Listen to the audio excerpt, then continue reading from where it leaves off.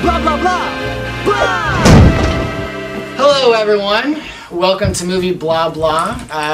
The first episode of our How Have You Not Seen This series. I thought about this series because it seems like I always talk to my friends and they're like, oh, have you seen anything good lately? And I'll mention a movie and they'll kind of roll their eyes at me like, what pretentious film snobby movie is this guy talking about? But I think they're good movies, and so I guess we'll dive right in. Yeah. So my pick for How Have You Not Seen This Yet is a 1985 film called Better Off Dead. It stars John Cusack, and it's written and directed by Savage Steve Holland, who he hasn't done a whole lot of features since here, Better Off Dead, but he did do a few Nickelodeon projects. Ned's the Classified School Survival Guide. I was on that. He did what? I was. What? You might have seen him. Maybe. She might have worked with this director. That's crazy. That is crazy. I was like 11. It's fine. Yeah, I love that show. But yeah, so basically the movie stars John Cusack, and as the movie opens, you know, he's a high school student. It takes place in the 80s, and you see his room. There's like a laughably lot of pictures of a girl that he's in love with, and then of course a few scenes later his girlfriend ends up dumping him, and then after that he kind of so he has a shrine of her. Yeah, like his room is just covered with pictures. There's like not clear space on the walls. Same. Yeah, same. Yeah, and so eventually like he goes to like make these suicide attempts, but they're hilarious. Like, but because he keeps failing in like ridiculous ways. And so then he ends up trying to beat the guy who's asked out his ex-girlfriend to a skiing competition. And so basically it's just shenanigans after that. And so basically what I love about this movie is that like high school movies nowadays, it feels like they're all like dick jokes and potty humor. Yeah. And this one, it just kind of innocently just like parodies high school life. He's in class, John Cusack, and the teacher asks everyone to take out their assignments, and it recreates that moment of like you not doing the homework assignment and everyone else has, and so he like, everyone else around him is like getting out these elaborate like assignments, like portfolios. Like one girl has this like huge 1,000-page book that she's like typed into an essay. And he like gets out this little note that's like crinkled together with like gum, and it just says "do homework." And so they're kind of like visual gags like that, and also the all the jocks, like the basketball players, they just like walk around just like grunting like. And there's one girl who dates the whole basketball team. Oh, not just one guy, but she's dating the whole basketball team. So as the movie goes, they're like just following her, just like in a crowd. Is she a cheerleader? Yeah, she is. So exactly. course. When?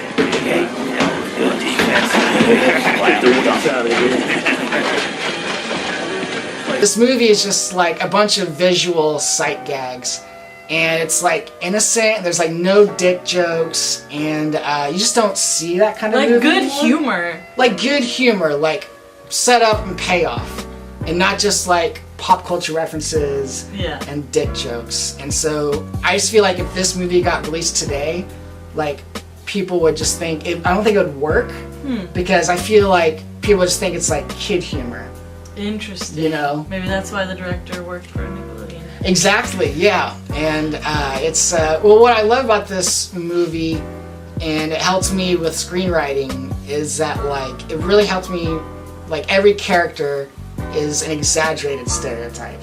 So like John Cusack's best friend, he's been at the high school like forever, and so like for years, and so he has like a beard, and he just walks around like smoking cigarettes and drinking beer because he legally can. Lane, I've been going to this high school for 7.5 years. I'm no dummy. And his mom cooks bad food, like horrible food, and at one point like she's putting dinner on her plate, and John Cusack's food just like slimes away, just like in front of him. Like, it taught me in screenwriting and comedy that if you just, you know, pick a distinct trait and give it to a character and exaggerate it, then you have like your whole movie. And so like the jokes kind of write themselves at that point. And like his little brother is a super genius. And there's my favorite part of the movie is you cut to him, his little brother, and he's reading this book called How to Pick Up Trashy Women.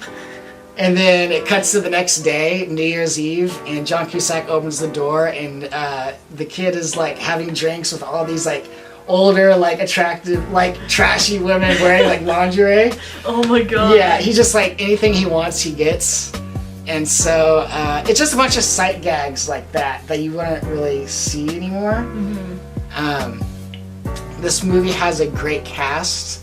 Amanda Weiss, who is the girl, if you've seen A Nightmare on Elm Street, she's the girl who, like the blonde who like is thrown up to the ceiling and just like gets dragged around. David Ogden Stiers, who voiced Cogsworth in Beauty and the Beast. He played John Cusack's dad. Dan Schneider from Good Burger, Nickelodeon. He shows up as the weird neighbor. I want to say that this movie has a great soundtrack. Well, it's from the 80s, right? It's from the 80s. So I feel like anything from the 80s is great. Yeah. In my personal opinion. Same. And this particular soundtrack is no exception. The title song, the theme song, Better Off Dead, is sung by E.G. Daily, who voiced Tommy Pickles.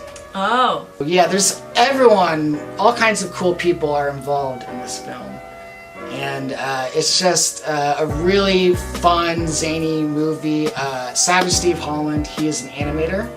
And so there's a lot of cool animation scenes. At one point, John Cusack is working at a burger joint. And he has like a daydream where all the hamburgers start playing guitar and singing Everyone Wants Some by Van Halen. And it's just super, like, you would never see that in a movie like this. It's just so weird and bizarre and zany. So what's the audience now? So I think this is like the quintessential high school movie, but like no one I know has seen it. So like even at the time, so it ranks, the year 1985 box office wise, it ranked like 82 at the domestic box office, and people only really got to see this movie when it came on HBO and played late night, and it's kind of developed a cult following after that. Siskel and Ebert infamously dogged on the movie. They didn't like it. This is a real bad movie, and I think you put your finger right on it when you said you could barely remember it. If I had totally forgotten it, I'd be a happy man. John Cusack himself doesn't like this movie. Really? He doesn't like his own performance. And so what's interesting is, at a screening of this, he walked out within the first 20 minutes, allegedly. Wow. And was unhappy with the movie. But he was already in contract to be in Steve Holland's next movie, One Crazy Summer.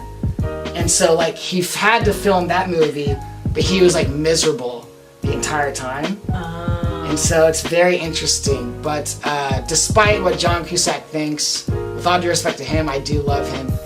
I think this is like the quintessential high school movie because it just, you know, it takes on every feeling you've had in high school, every click, everything. It innocently parodies it in a way that I haven't seen in other movies. And so that's fun. I love when things do that. Yeah. Like they do it in a way to make fun of it, not in like a serious way. Because there are movies who do that. They just write it in the cliche way, but when someone parodies that and just like amps it up, I think it's funny. Yeah. It doesn't rely on potty humor really. It's just clean jokes parodying. And I think anyone who's ever gone through high school will get something out of it. I just don't see how you can't, whether you think it's funny or not, I think you'll definitely identify with what's being played on. Like, there's a math teacher who, like, he's giving off these boring, just like, it doesn't even make sense, this boring lecture, and all the students are just like, this. And, you know, he says, the bell ends, and they're all like, oh no, like, his lesson's over. And he's like, don't worry, I'll see you tomorrow, you know. Be sure to read pages 39 to 110 for next assignment. And they're like, yay! And it's just like, no one, It's just super funny. And I love movies that deal with heartbreak. And this one is super funny because like after his girlfriend dumps him, like everyone starts asking John Cusack's permission to go out with his Really? ex-girlfriend. Like his math teacher, after the bell rings, he pulls him aside and he goes, "Listen, I know that you and Beth are separated, but I just want to make sure it's okay with you if I take her out." What? It's just so ridiculous. And like, sure enough, there's like a scene later on in the day where he's walking out of school and like the math teacher is like driving by and his ex-girlfriend is in the passenger seat. Oh my god. It's just stuff like that. It's just, you know, full-blown exaggeration, and it's like you don't see that type of humor anymore. And so I think this is the quintessential high school movie. I feel like if you like seeing actors who are older now when they were younger, like Patrick Dempsey in Can't Buy Me Love, I saw him, I didn't even realize that he was in that film, but it's just fun to see actors when they were younger and see how they've evolved as an actor as well. Yeah. From the trailer, it looked really funny because I watched the trailer right before he got here. Yeah. And it seems like you just feel like the world's against you when you're in high school. Bad things just always happen to you in your mind when you're in high school. So I feel like if I was a high school student, I would feel the way this film portrays. Oh yeah, for sure. I mean, John Cusack, he plays the everyman so well. Like, I don't care who you are, you identify with him. And so, yeah, it's just like, this is like, if you've gone through stuff in high school, this guy from ex-girlfriend being asked out by his math teacher, you know, I love that this movie has skiing. That the ski captain is the one that gives him shit, and it's not like basketball or baseball, like the typical high school sports. Like, it's very scenic skiing, you know, scenes. And the guy who plays the ski captain just gives John Cusack shit the whole time. Like, at one point he just pushes him down, and John Cusack does a domino effect. He's like, pushes like 10 other people down.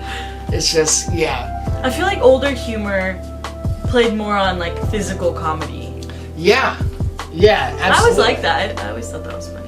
I did too, yeah. It's just like, well, I think right now when people think of physical comedy, unfortunately they think of like Three Stooges. Well, they think of the Three Stooges, but also they have the image of like Scary Movie 5 and like Epic Movie and Date Movie. And I think that's what people think like slapstick humor is. Oh, yeah. But it's like, you know, slapstick humor when it's done right, like if you watch a Buster Keaton movie or Charlie Chaplin movie, like I watched that in my film class, you know, everyone in the audience, there are people my age, was laughing their ass off. So it's like when that humor is done right, yeah, it's not just like the Hulk falling on Paris Hilton or something. Yeah. No, I can still watch Charlie Chaplin films and find it hilarious. So you would give it a thumbs up, of course? 2 thumbs up. I watch it a couple times every year. It's just, and every time I watch it, the laughs are just as hard, if not harder. And there's so many sight gags I figure out or see something new every time I watch it. If you like high school movies, if you like the 80s, I know you like the 80s. I see you guys watching Stranger Things all the time. Check out Better Off Dead. Super funny. You won't regret it. Who doesn't like the 80s? Yeah. Yeah. I'm definitely gonna go watch the movie now. Yes! I got one! Comment below if you've seen it. Also comment below if you watched it and what you think. So the Blu-ray is like $10 on Amazon. It's worth the money. It's like nothing. So go check it out. Also, thanks for watching. Like, subscribe, and my video's next. Tune in to see what my favorite movie is, and we'll see you guys next time.